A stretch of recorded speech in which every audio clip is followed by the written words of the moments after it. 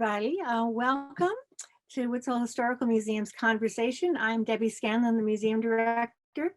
Our talk tonight is 10,000 Years by the Rising Sea, Wampanoag, Homelands, and Cape Cod with Dr. Fred Dunford, who will tell us about how post-glacial sea level rise defined prehistoric ways of life on the Cape.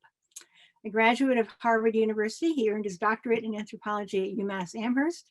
He's currently at the Plimoth Patuxet Museum in Plymouth. He was resident archaeologist at the Museum of Natural History in Brewster, and author of Secrets in the Sand, the Archaeology of Cape Cod. Chris Poloni, who is the vice chair of our museum steering committee, consulted with him on our newest exhibit on the Native American archaeological sites. I'm going to turn this over to Chris now for more on the museum collaboration, and then to Dr. Dunford. I would like to mention that you should put any questions you might have in our chat function at the bottom of your screen, and Dr. Dunford will answer them at the end of his talk. Also, this talk is being recorded and will be posted on the museum website. Many thanks to Griffin Kerstetter for setting this talk up once again. Okay, Chris, up to you. I'm sharing Fred's computer. Welcome everyone to this Woods Hole talk. It's a little museum and we're excited today because the internet has been acting crazy. It's gone bonkers all over the place. So I'm lucky to have our machine actually functioning. But I'd like to welcome Fred to our little museum in Woods Hole. Fred and I share many connections here. One is Bob Oldale, who I used to work with at the USGS Coastal and Marine Geology program that's right down the street at the Quissit campus. And Fred, and the book that Bob wrote, the geologic story about the Cape and Islands, is used actually. We used it in the exhibit. We used the maps that Bob had created because it talks about the glacier that created Cape Cod. And Fred's going to talk about how the indigenous people that populated this peninsula after that. In Fred's book, he has in the Secrets of the Sand, he includes a field trip with Bob, and he's going to mention many other connections here in Woods Hole. So now it's time to hear about Fred's research, the Wampanoag homelands on Cape Cod, 10,000 years. And I'm going to move this around, and I've got to make a few adjustments because I want to share the screen.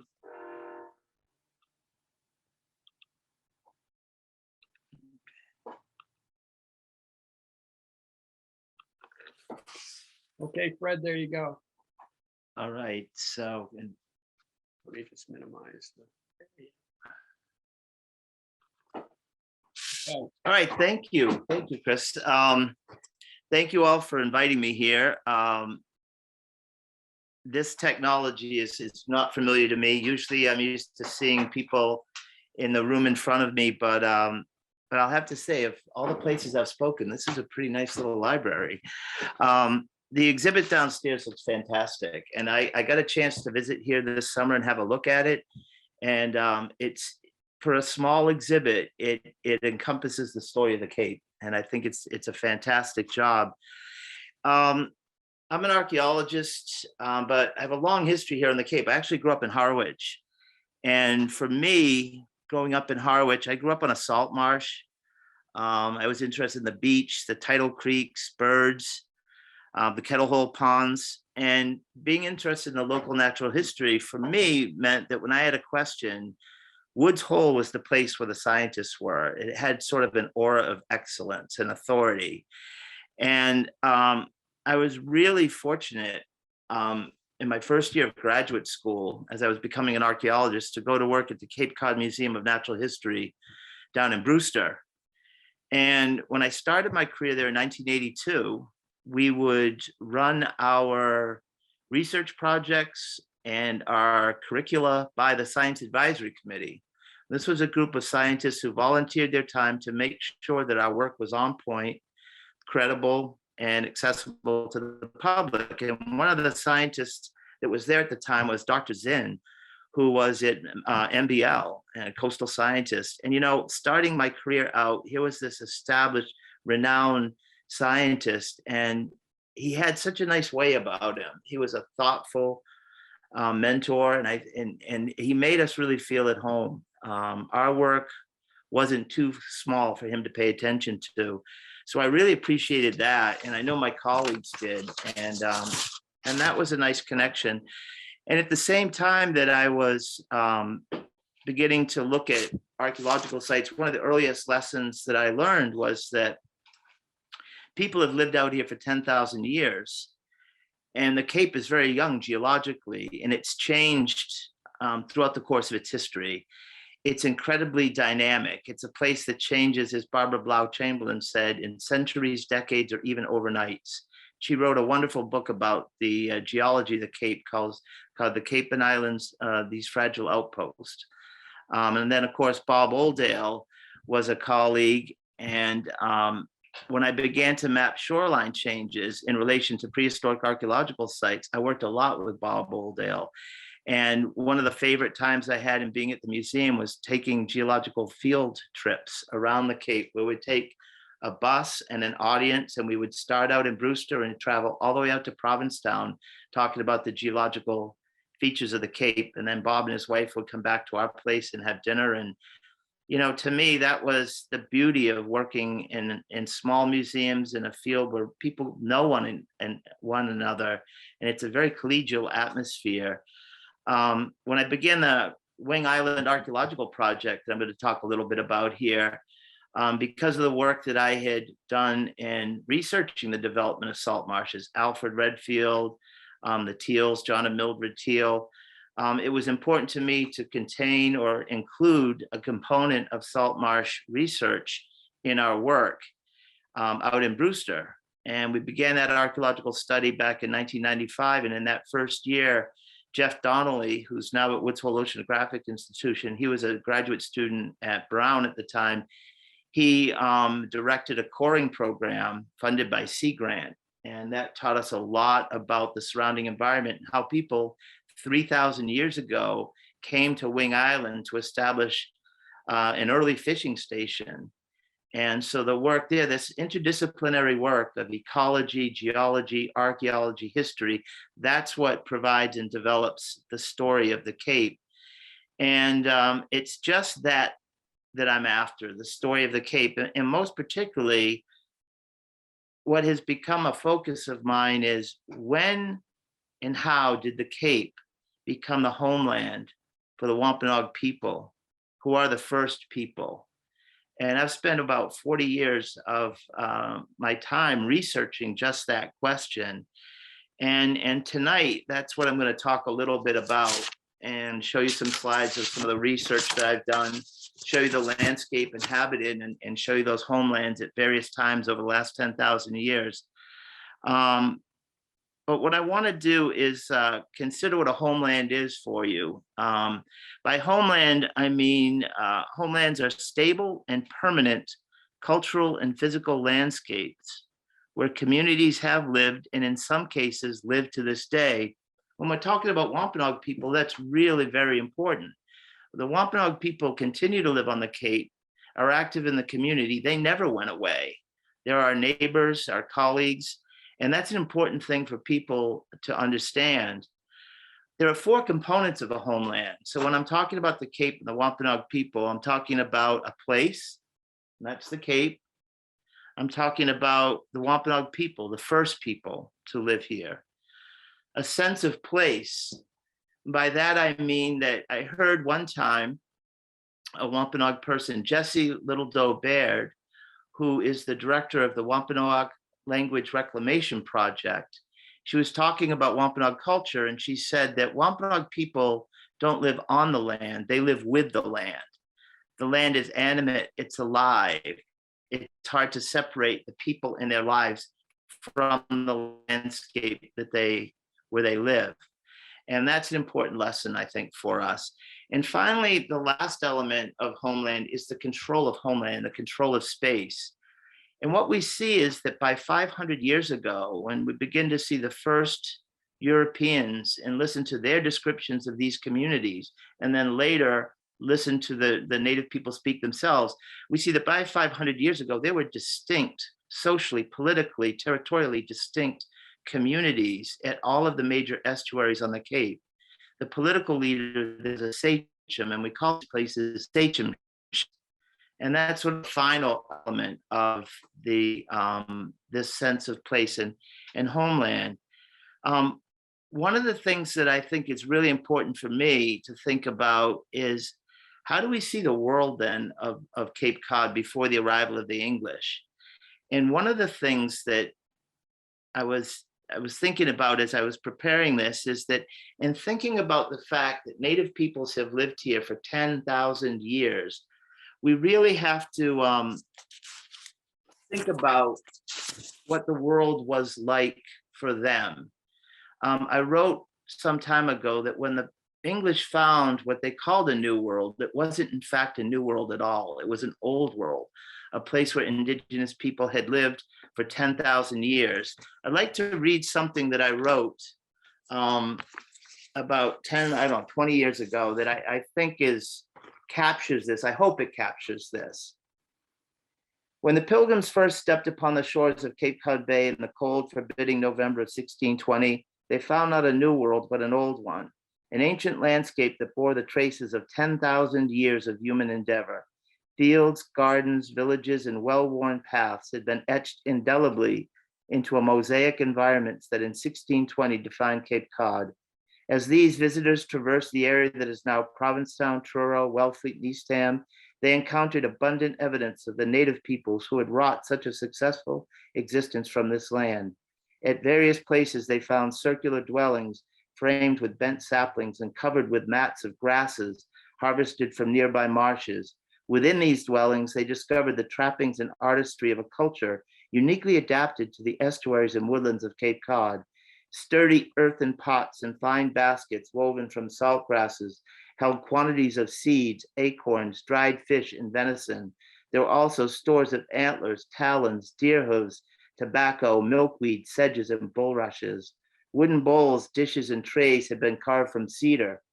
Undoubtedly, the colonists were surprised to find several worn iron kettles, evidence that others from Europe, probably fishermen, had preceded them.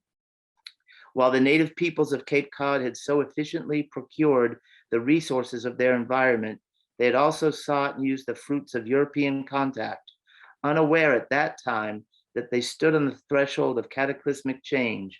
European settlement would bring disease and exploitation, devastating the foundation of native lifeways begun thousands of years earlier, when the first bands of hunter-gatherers crossed the windswept landscape that would with time become Cape Cod.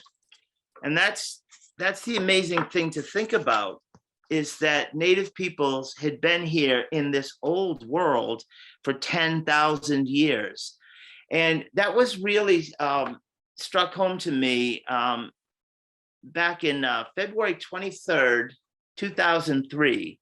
The town of Brewster celebrated its bicentennial. And on that day, the Cape Cod Museum of Natural History in our auditorium hosted the birthday party. And there were people that came down from the State House, and the citizens were there, and they had the antique desk, a desk upon which the papers of incorporation were signed. And as I stood there and listening to everybody talk about it, a woman remarked, "Isn't it amazing the town is 200 years old?" And that was right inside the door of the auditorium. On the other side of the door was an exhibit that we had just installed that looked at 10,000 years of indigenous life in the Stony Brook Valley. 10,000 years. And I was talking to a friend last night about how to put that, how to think about that in terms that mean something to us. And 10,000 years is 400 generations. So 400 generations of native families occupied this place before the arrival of the English. The English have been here for 400 years. That's 16 generations. And to me, that's just the amazing thing that's so hard to grasp. For the Wampanoag people, the first people, in their words, they will tell you that they have lived here since time immemorial, since that time before time. When they first arrived here on a newly formed and constantly changing landscape, a place that was and is always in a state of becoming. And that's where I'd like to begin with the slides.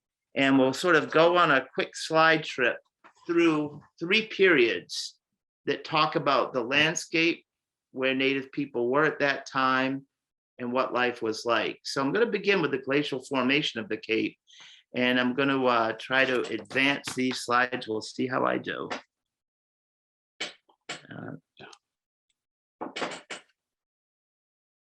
Is that maybe that one? Uh-oh. I broke it. All right. So I actually have the museum that I'm talking about is right here in the Stony Brook Valley, right where it says Brewster. Going to talk a little bit about Wing Island. But in general, this is what you see today if you were to fly over the Cape, right? The bare and bended arm thrust out against the Atlantic, as Henry David Thoreau described. And if you're like myself and you grow up on the Cape and people ask for directions, you use your arm to give those directions. So the fist at Provincetown and the forearm of the Outer Cape, the elbow at Chatham, the bicep as you travel through Barnstable. But in fact, this landscape and this image is one that is so recent. Cape Cod is only about 20,000 years old, 22,000 years old. And its story begins at the end of the last ice age. And we're going to have the next slide. There's a great book called Ceremonial Time by John Hanson Mitchell. And he talks about an area right around Lincoln, Mass, where the Audubon headquarters are. He's a writer for Audubon. And he talks about much of New England landscapes as being born in a kingdom of ice, which I think is just a great, I wish I had thought that up. But the Laurentide ice sheet is what's responsible for the formation of the Cape. So a lot of visitors to arrive on the Cape and they come down Route 495 or down the Turnpike and they pass through these narrow bedrock corridors. And then they arrive out here on this vast sandy plain that's only about 22,000 years old. They come from places that are millions and millions of years old. So that's a different phenomenon for a lot of visitors. The ice that formed the Cape began to advance at the end of the last ice age. But that beginning about 75,000 years ago and reaching a peak somewhere around 24,000 years ago. This is an illustration from a book by Arthur Strahler, who wrote a book on the geology of the Cape and Islands back in the 60s. And while some of the dates are dated, the illustrations are still pretty magnificent. And this illustration shows this massive mountainous glacier that stood just where we are around 24,000 years ago. Its southern terminus or edge right along Nantucket, Martha's Vineyard, curving off toward Long Island. At its center, the Laurentide ice sheet was about a mile thick. And here at Cape Cod Bay, it was just about 2,000 feet thick. The story for the Cape and later its people that's critical to us is that when the Cape was formed at this time, the sea was 400 feet lower than at present. So you could walk basically across the exposed continental shelf southward to the southeastern United States and out as far as Georges Bank. The world's waters were tied up in these continental glaciers. And the material that was left then, the boulders, rocks, clays, and millions of tons of sand would then be reworked by the rising sea, forming the Cape as we know it today. So on the one hand, the Cape is constantly eroding, and paradoxically, it's that eroding shore that creates these incredibly productive environments. So in places, the Cape is taken away, and other places redeposited, and always there are created very important environments, which for 12,000, 10,000 years anyways, have been significant to Native peoples. Let's skip right to that. This illustration shows some of the major geologic features of the Cape, including the brown line running right across the spine of the Cape. This is Route 6 and evidence of just what the Cape had pushed up, the moraine. We're not advancing that. There we go. This is a glacial erratic. So when the glacier moved across the New England, it tore up the bedrock underneath, carrying southward some of these massive boulders. This is at Drummer Boy Park down in Brewster. This is called the Whale Rock, as it looks somewhat like a whale. It just gives you an idea of how powerful this ice was. Now let's move to the story and begin to talk about people then. So this is the maps that I began to make with Bob Oldale at US Geological Survey. This is the landscape of Cape Cod 12,000 years ago. So the heavy dark line out here, this is the southern shoreline of the Cape 12,000 years ago. You see Martha's Vineyard and Nantucket are simply high ground on this vast expanse that stretched southeastward. This was an expanse best characterized by open spruce forests, pine woodlands, bogs, wetlands, kettlehole ponds, grasslands, tundra. There would have been caribou that were newly arrived in the area. To the south, to the margins, there would have been mammoth and mastodon, the last of the Ice Age animals. In fact, scallop draggers working out on Nantucket shoals have found some of these fossilized remains, and on display at the museum in Brewster are some of, we had a walrus tusk there at one point. There's also a woolly mammoth tooth that they found when they dredged the canal. It was at this time that native peoples first arrived in the region. By about 11,000 years ago, on this landscape, small bands of people, hunter-gatherers following herds of caribou, had first moved into and across the area that is the Cape. There's scant evidence of them along some of the rivers, like in Bass River in Yarmouth. There's telltale signs, deposits, caches of spear points that date to about 11,000 years ago. So this is a landscape, people just arriving, moving through, not settling. And so the human presence here is very scant. And so we move that and then hit that button. Now we move to 10,000 years ago. And this is when we begin to have, from this point forward, a continuous settlement of the Cape. You can see the sea has risen to a point so that Martha's Vineyard and Nantucket represent the southern shoreline of the Cape.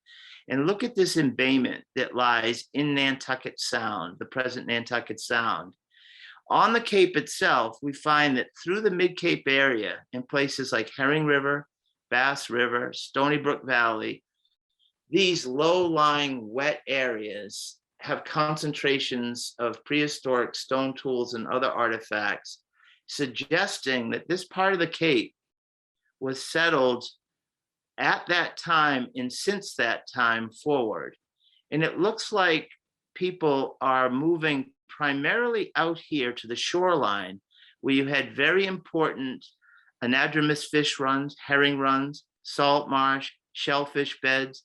So for the warmest parts of the year, people are living all through this area here. Then they're going up in the winter, following the lower parts of the drainages back into the central part of the Cape. So when we find the archaeological sites in this area, what we're seeing actually are winter residences, place where large groups had relocated during the worst of the winter months. So that means then that the better part of that archaeological record, the evidence of those lives lived 10,000 years ago, 8,000 years ago, are underwater and perhaps preserved in some spots out on Nantucket Sound. Let's go to the next slide and see how things have changed. By about 8,000 years ago now, the sea has continued to rise. And the critical thing that you're beginning to see is this landscape is shrinking. At the same time, the population is increasing. And that becomes the story for the Cape. Over time, you have an increase in population density, real numbers of people illustrated by the increasing number of archaeological sites. And you have this landscape where the sea is rising. So here you would have had all along this shoreline, great numbers of summer and spring sites that are now underwater. And again, now a journey that used to take from here to here for the winter is just taking not even a mile to get back up into this place.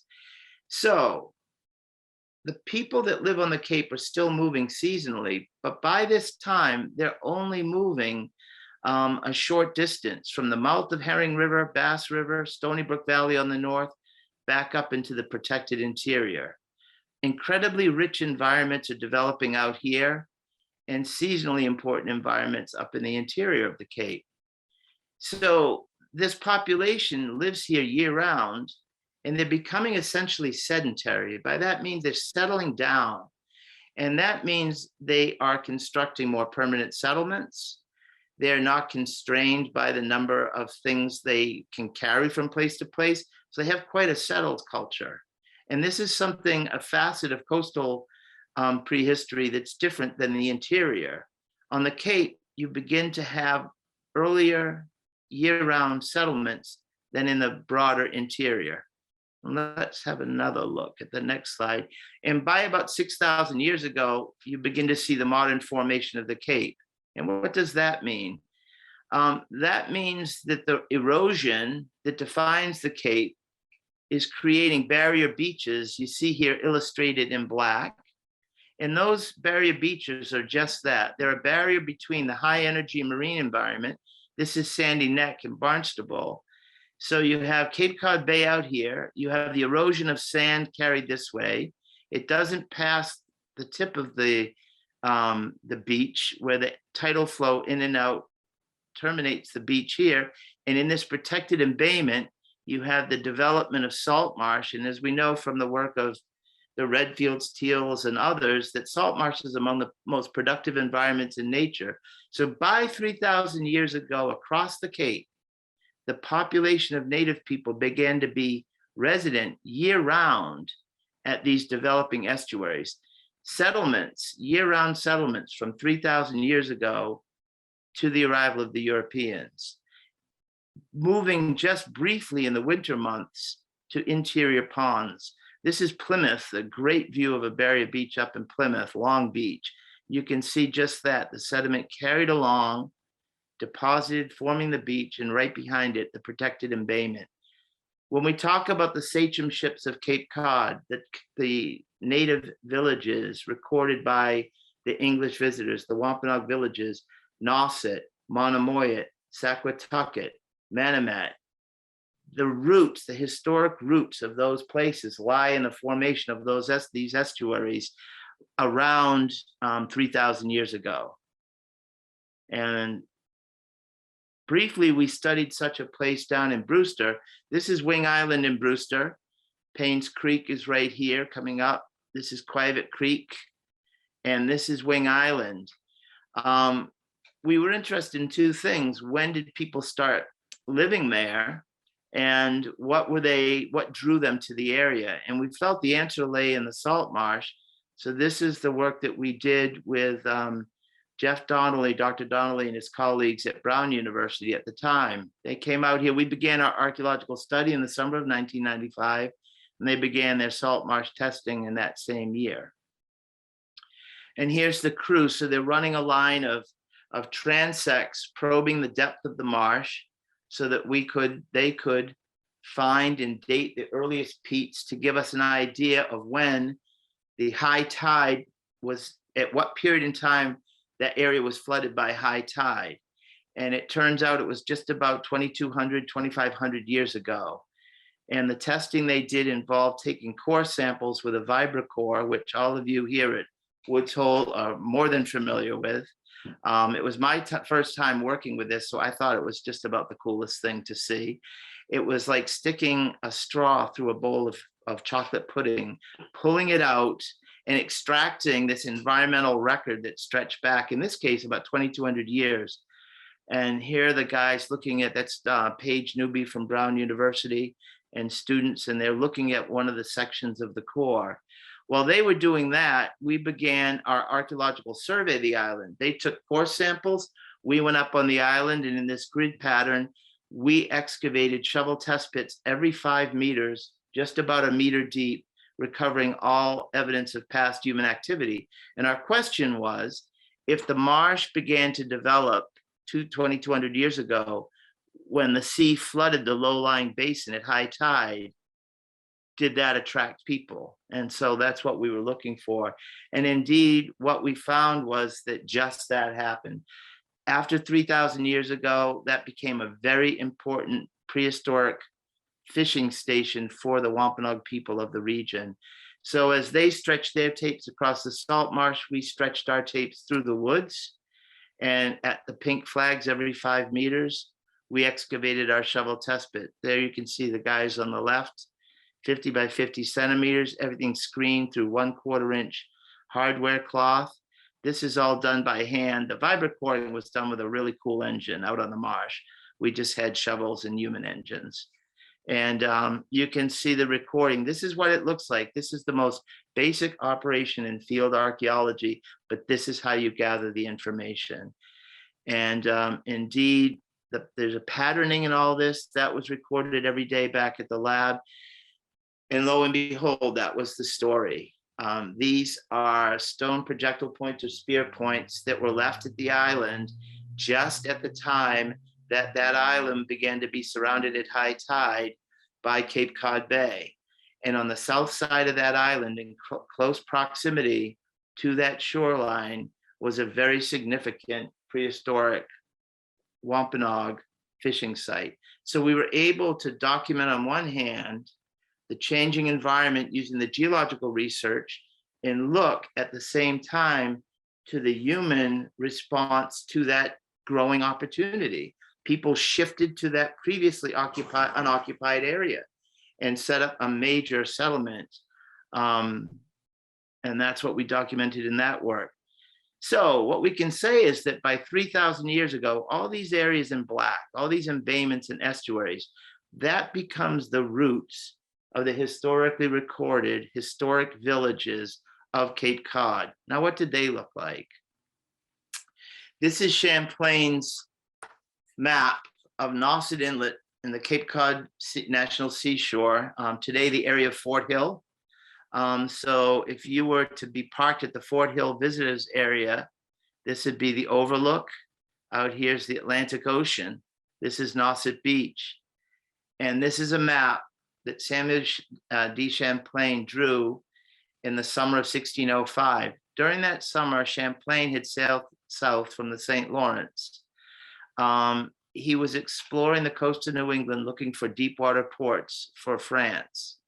He took with him on board a guide, a native guide, so that he could interact with the native peoples and learn the language and so forth. But by the time they had arrived in southern New England, the person they had with them could not speak the language here. The language spoken here was Wampanoag, which is the language of the Wampanoag people. July 20th, 1605, Samuel de Champlain was right off Nauset Beach. In the night of the 20th, he went through Nauset Inlet and anchored right inside the beach.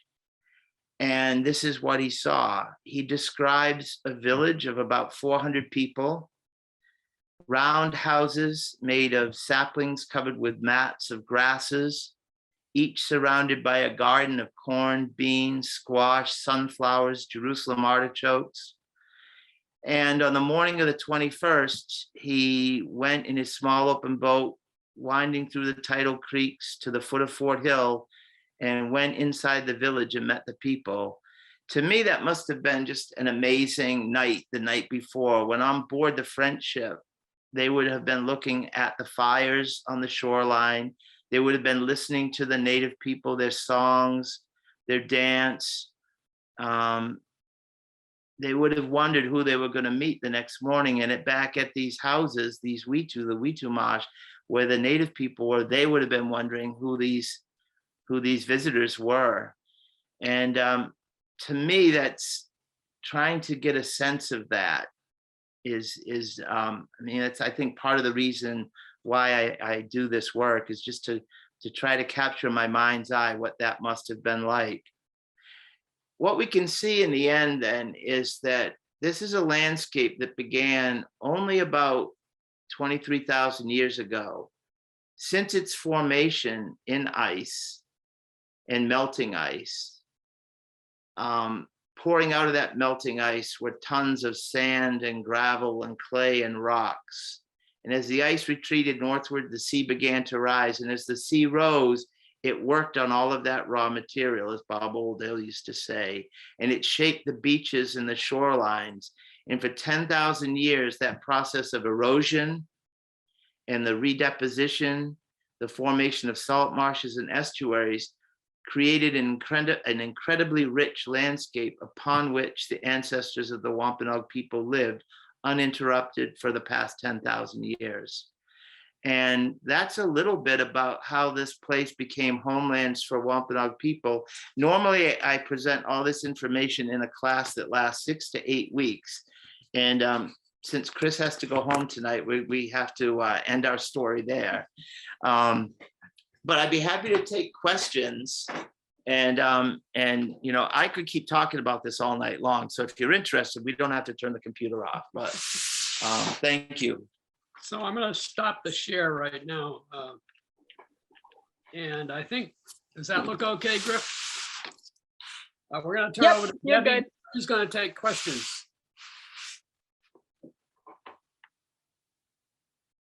We can't hear you, Deb. Oh. I have a question. It's that. Becky Lash, go ahead. That's me. Becky, I remember you from the Cape Cod Natural, in the museum back in the old days. Well, yes, indeedy. And I was going to say, do you remember the time I invited you to come to North Falmouth Elementary School? With my son. Yes, a little Damn. guy in a stroller. He was in a stroller and he was, I think, 1.5 years old. And we were in a music class just before that. And the music teacher, or the teacher teaching the music, said he was keeping perfect time. Isn't that great? So he's probably a musician today, right? No, he isn't. He's 25 and he'll be 25 on Sunday. Yes, 25 on Sunday. And he has his own landscaping business on the Outer Cape. I have cards if anybody's interested. And, Oh, very cool. But yeah. So what's your question? So we found this at school and on the playground. Okay. And you took a look at it, thought it was very cool. Yep. Told us some things about it, and we found lots of midden. Lots of shell from midden on the playground, as well as another projectile point that was shaped differently. Yep. And we also showed you this really old thing. Yeah, a scraping tool, it looks like. Quartz. Quartzite? Quartz could be, yeah. Anyway, you were awful nice to us, and I really appreciate that. And I just wanted to thank you. No, I have such fond memories of that day, and it's great to hear that again. So it's nice seeing you. Yeah, you as well. You as well. Okay, I'm going to sign off now so other people get to talk. Bye. Someone asked, you mentioned early Europeans finding pots containing, among other things, milkweed. What was the milkweed used for? That's a good question. I don't know. That was right in the description from Mort's relation, the description of the things found in the house. That would have been the silk from the milkweed. So I don't know what that would have been used for. I can ask, but that is I don't know that. That's a good question. Fred, this is Ray Hebert. Hey, Ray, how are you doing? Good. It's just so funny you mentioned the milkweed, because just today on the Today Show, they did a 10-minute segment on foraging. And I always thought milkweed was somewhat poisonous, but they were collecting the milkweed pods while they were small, and they were frying them up, and they say they taste like okra. So I guess they ate them. Well, I guess that's it then. And it's funny because it's in the description in Mort's relation, and I never considered what they did with it, but thank goodness you were watching, Ray. I'll keep you up to speed. Thank you very much. I got to start watching morning TV. I think that's the story here. I'll let you know when to watch. Thank you. Good seeing you, Ray. Okay, another question. Have you found information on the lives of the tribe in the Sachem ship in Woods Hole? the lives of the people that lived at the Station Ships in Woods Hole. I've not worked in Woods Hole. I believe I have colleagues that have. I think did the Public Archaeology Lab do some work here? Do you know that, Chris? Did they? I haven't worked here. I would say that if you were to look at the estuaries and salt marshes around Woods Hole, and you would find similar settlements, but it's not an area that I've done archaeology in. I've worked everywhere from Sandy Neck on out through the National Seashore. Okay. Any other questions? I have one more question for Fred. Yes. This is Ray Hebert. Yeah. We had the pleasure of meeting Fred up at what is it called? A Patuxet? Plymouth Patuxet Museum. And Fred's working on a period garden over there that involves corn and beans and squash. And we briefly discussed some pollen that was discovered in at the bottoms of ponds. Fred, do you have any ideas actually when? I mean, there was always a hunter-gathering aspect to a daily life of the Wampanoag. But when did corn get introduced? Did you find any? I think it was at Run Hill. You found some corn kernels. We found corn kernels at the Shell Midden in Pochet, and then at the Shell Midden down at Riders Cove. Did you have those dated? We did. They date to about 1100 AD, 1200 AD. And corn was introduced probably 500 or 600 years before that, but it may not have been grown intensively in large gardens until around 1000 AD or after that. So it becomes something we begin to find in increasing numbers in the archaeological sites, little burned corn kernels. I believe in part they were in some of the latrines, which are in the shell middens, and they were passed. They're carbonized, they're burned. What you see in the pollen record is that right around 1200 AD, 1300 AD, in that period, you see an increase in corn pollen in some of the sites on the Outer Cape. And then that follows around, with the arrival of the Europeans, a real spike in grass pollens. So the native peoples are creating fields through, probably for 4,000 years, they were creating fields, but they weren't actively planting corn, beans, and squash until probably 1500 years ago. But they were creating these fields through fire earlier than that, because it increased the, it bettered the growing conditions for strawberries, for blueberries, for sunflowers, for Jerusalem artichoke. They created fields, there was a lot more to eat, and it also attracted animals. So before they even began to plant, they were managing the local ecology. And so what we're finding in our work at Plymouth is that agriculture, Wampanoag agriculture, becomes just another aspect of creating fields. One more question is regarding trade. When you discover various projectile points or stone tools, what percentage of them have you found that are not native cobbles, but in fact might have been traded with off-Cape villages? For example, chert. There's no chert. Right. A very small percentage. So there is a period in time culturally called the Middle Woodland period, a couple thousand years ago, where there's a real increase in these raw materials, these cherts or flint-like stones that are traded for and brought out to the Cape.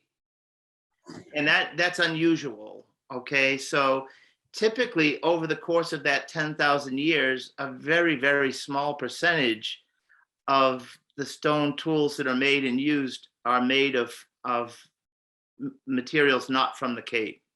And then you find that Middle Woodland period a couple thousand years ago, yeah, there's a lot of that raw material is coming. And that becomes an important question. What changed in the economies of people that they were trading great distances for this chert, this flint? Thank you. Thank you.